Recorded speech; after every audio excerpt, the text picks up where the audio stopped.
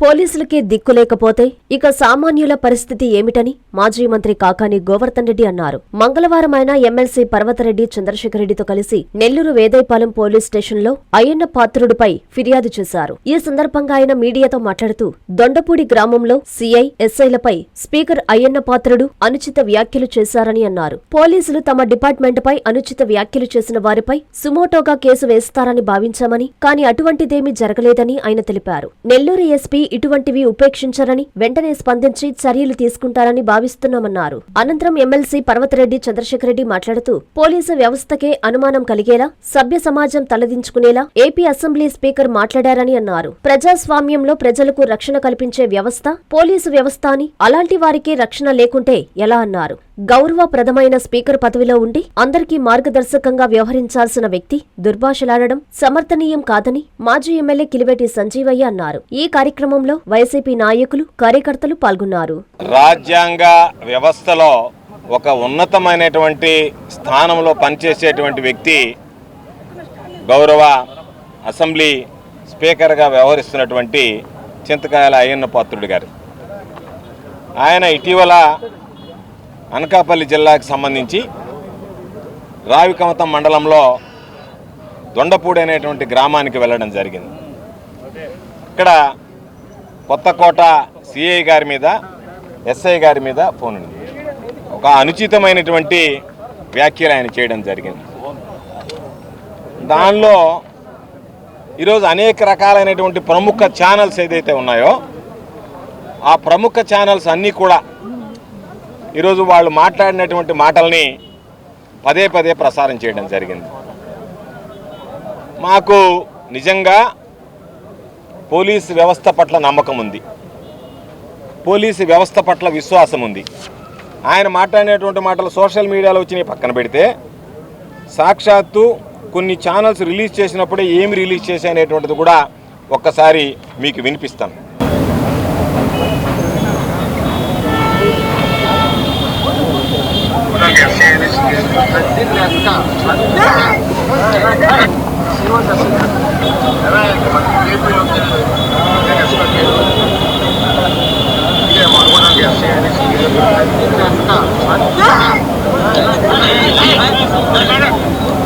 కాబట్టి అనకూడనటువంటి, మాట్లాడనటువంటి బూతులు మాట్లాడారు.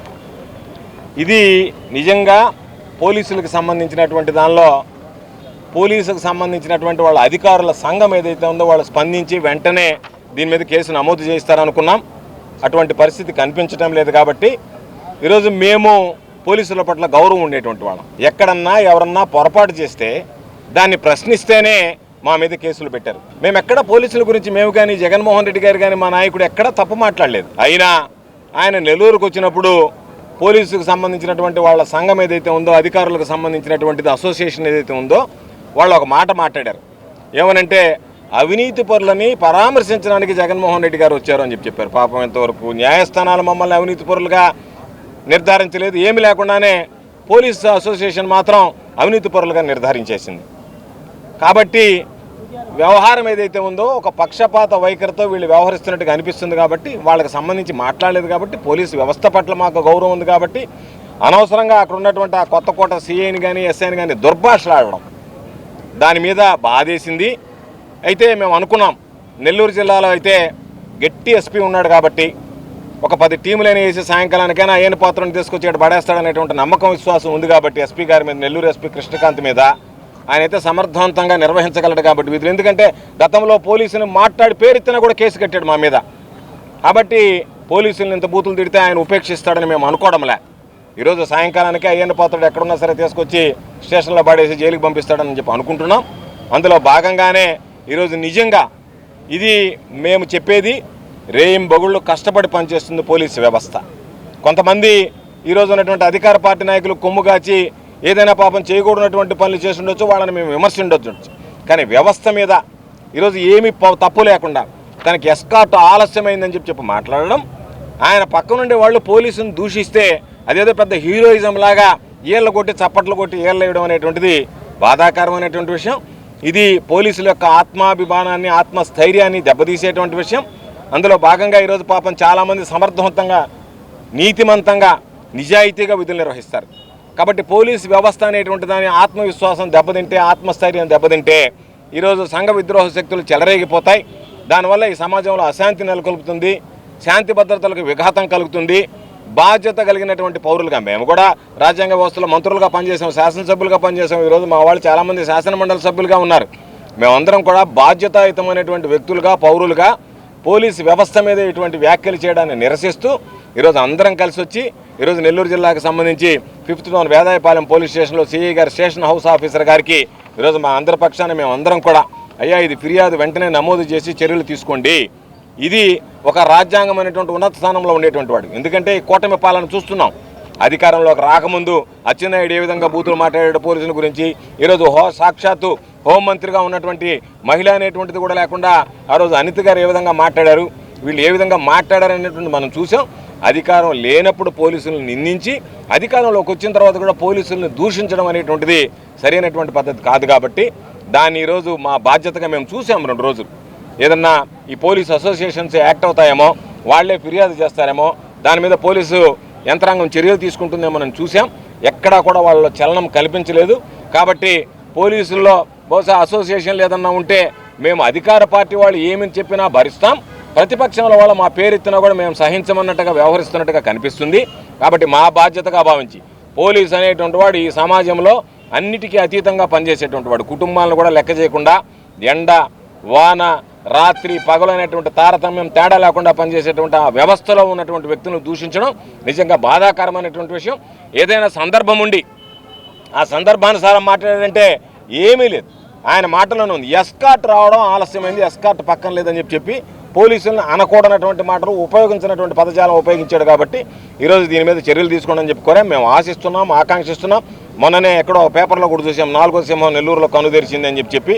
కాబట్టి దాని ప్రకారం ఎస్పీ గారు వెంటనే చర్యలు తీసుకుని ఈరోజు దీనికి సంబంధించి అయ్యన్న పాత్రుడి మీద కేసు నమోదు చేయడం, కేసు నమోదు చేసి ఈరోజు ఒక 10 టీములైనా పంపించి ఎక్కడెక్కడున్నాడో వెతికి పట్టకొచ్చి ఆయన మీద చర్యలు తీసుకోవాల్సిందిగా వైఎస్ఆర్ కాంగ్రెస్ పార్టీ పక్షాన్ని డిమాండ్ చేస్తుంది. ఏదైతే రాజ్యాంగ పదవిలో ఉండి గౌరవప్రదమైనటువంటి స్పీకర్ స్థానంలో ఉండి అందరికీ మార్గదర్శిగా వ్యవహరించాల్సిన వ్యక్తి మరి పోలీస్ వ్యవస్థలో పనిచేసేటువంటి ఎస్ఐ గారిని, సిఐ గారిని చిన్న తప్పే వాళ్ళు ఎస్కార్టు లేట్ అయినందుకొరకు వాళ్ళని బూతులు తిట్టడం అనేది ఎవరు కూడా హర్షించరు. ఇది మంచిది కాదు. ఎవరైనా తెలియక ఎమ్మెల్యేలో లేకుండా చిన్న స్థాయిలో ఉన్న వాళ్ళు ఎవరైనా మాట్లాడితే ఈయన బుద్ధి చెప్పి వారించాల్సింది పోయి తనే మాట్లాడి తనే ఎంకరేజ్ చేసే విధంగా అందరినీ ఎంకరేజ్ చేస్తూ చప్పట్లు కొట్టిన తర్వాత కూడా మళ్ళీ వాళ్ళని కామెంట్ చేస్తూ మాట్లాడడం అనేది వైఎస్ఆర్ కాంగ్రెస్ పార్టీ పూర్తిగా ఖండిస్తూ ఉంది. పెద్దలు జిల్లాధ్యక్షులు మాజీ మంత్రివర్యులు గోవర్ధన్ గారు చెప్పినట్టు ఇప్పటి వరకు పోలీసు అసోసియేషన్ ప్రతి దాంట్లో కూడా మాట్లాడుతూ ఉంటారు. వాళ్ళకి మనసు కష్టం వేసేది ఎవరైనా పొలిటికల్లో ఉండే వాళ్ళు మాట్లాడితే మేము పోలీసు వ్యవస్థను కించపరిచే మాట్లాడకూడదని వాళ్ళు ప్రెస్ మీట్లు పెట్టి పడుతూ ఉంటారు.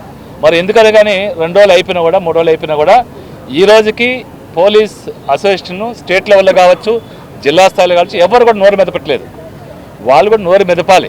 అధికారంలో ఉండొచ్చు, అధికారంలో పార్టీ వాళ్ళు మాట్లాడినంత మాత్రమే కమ్ముగా ఉంటే సామాన్య ప్రజలకి మీ మీద గౌరవం తగ్గుతుంది. కాబట్టి మీ బాధ్యతని ఎవరైనా కూడా అసోసియేషన్ ఉండేదే అందుకే. ఎవరినైనా మీ వ్యవస్థలో ఎవరైనా మాట్లాడినప్పుడు దాన్ని ఖండించాల్సిన బాధ్యత మరి పోలీసు యొక్క వాళ్ళ అసోసియేషన్కి ఉంటుంది. భయపడాల్సిన అవసరం లేదు. మీరు కూడా ఖచ్చితంగా ఈరోజు జిల్లా అధ్యక్షులు గారు రిపోర్ట్ ఇచ్చారు. మీ తరపున మీకు అగౌరవం జరిగిందని పోలీస్ వ్యవస్థకి అవగౌరవం చెప్పారు. మరి ఇక్కడైనా మీరు మేల్కొని మీ తరపున ఒక రిపోర్ట్ రాష్ట్ర స్థాయిలో ఇవ్వాలి. ముఖ్యంగా ఎక్కడైతే మాట్లాడారో అక్కడ కూడా రిపోర్ట్ ఇచ్చి తగు చర్యలు తీసుకోవాలని డిమాండ్ చేస్తాం. ఈరోజు అసెంబ్లీ స్పీకర్గా ఉన్నటువంటి అయ్యన్న పాత్రుడు గారు నిన్నటి రోజున పోలీస్ వ్యవస్థకే అవమానం కలిగేలాగా, సభ్య సమాజం తలదించుకునేలాగా, అసలు పిల్లలు కానీ మహిళలు కానీ ఎప్పుడు కూడా అలాంటి మాటలు వినాలని కూడా అనుకోరు. ఎవరు కూడా సొసైటీలో గౌరవంగా తిరిగే వాళ్ళు ఎవరు కూడా పబ్లిక్లో ఆ విధంగా మాట్లాడిన పరిస్థితి ఈరోజు దాకా చూడలే. మరి స్పీకర్ పదవిలో ఉండి కూడా పోలీసుని అత్యంత ఘోరంగా అవమానించేలాగా మాట్లాడిన తీరైతే చాలా అసహ్యం అనిపించింది. ఇంతకుముందు గోవర్ధన్ రెడ్డి గారు కూడా చెప్పినట్లుగా ఇంతకుముందు మేము యూనిఫామ్ అంటే మీరు మా మీద అక్రమ కేసులు కనుక బనాయిస్తే మీ యూనిఫామ్ తీసేసి మిమ్మల్ని నిలబెడతాము అని చెప్పే పదాలు మాట్లాడితేనే చాలా అవమానంగా భావించినారు. మరి ఈరోజు ఈ మాటలు ఏంటి, ఈ భాష ఏంటి? సామాన్యులు ఏమనుకుంటా ఉన్నారో తెలుసా? పోలీసుని ఈ విధంగా మాట్లాడి వాళ్ళని ఈ విధంగా కంట్రోల్ చేసి తెలుగుదేశం పార్టీ చెప్పు చేతల్లో ఈ పోలీస్ వ్యవస్థను పెట్టుకొని ఉన్నారు. తెలుగుదేశం పార్టీ ఆ విధంగా భయపెట్టి పోలీసుని వీళ్ళు ఏం చెప్తే ఆ కేసులు వైఎస్ఆర్సీపీ వాళ్ళ మీద పెట్టేదానికి, వాళ్ళని భయభ్రాంతులకు గురి చేయడానికి ఇటువంటి భాష వాడుతూ ఉన్నారని ఈరోజు ప్రతి ఒక్కరు కూడా ఆలోచిస్తూ ఉన్నారు. సో మేము డిమాండ్ చేస్తూ ఉన్నాం, ఇది ఒక్క పోలీసుకు సంబంధించినటువంటిది కాదు. ఈ ప్రజాస్వామ్యంలో ఈ ప్రజల పక్షాన పోలీసు నిలబడి వాళ్ళకి రక్షణగా ఉండాల్సినటువంటి ఒక వ్యవస్థ. అటువంటి వ్యవస్థకే రక్షణ లేనప్పుడు, అటువంటి వ్యవస్థనే దుర్భాషలాడినప్పుడు, ఏ వ్యక్తి కూడా వినలేనటువంటి మాటలు మాట్లాడినప్పుడు సమాజం ఇంక ఎవరికి చెప్పుకుంటుంది, ఎవరితో చెప్పుకోవాల్సి ఉంటుంది? సో ప్రజల్ని ఈ విధంగా మాట్లాడితే రేపొద్దున వీళ్ళు ఎవరికి వెళ్ళి చెప్పుకోవాలా? మిమ్మల్నే తిట్టినప్పుడు, తెలుగుదేశం కూటమి ప్రభుత్వం మిమ్మల్నే తిట్టినప్పుడు, మీకే గతి లేనప్పుడు ఇంకా మా పరిస్థితి ఏంటి అని ఈరోజు సామాన్య ప్రజలు కూడా ఆలోచించే పరిస్థితి. కాబట్టి వైఎస్ఆర్సీపీ తప్పకుండా డిమాండ్ చేస్తూ ఉంది, దీని మీద ఎఫ్ఐఆర్ నమోదు చేయాలా. ఏదైతే అయ్యన్న పాత్రుడు చెప్పినారో అతన్ని ఖచ్చితంగా అదుపులోకి తీసుకొని ఇంకొకసారి పోలీసుల్ని వినలేని భాష, చిన్నపిల్లలు కానీ మహిళలు కానీ అసహించుకునేటువంటి భాష మాట్లాడినటువంటి అయ్యన్న పాత్రుడి మీద తప్పకుండా ఎఫ్ఐఆర్ నమోదు చేసి అతను అరెస్ట్ చేయాలని వైఎస్ఆర్సీపీ తరఫున డిమాండ్ చేస్తా ఉన్నాం.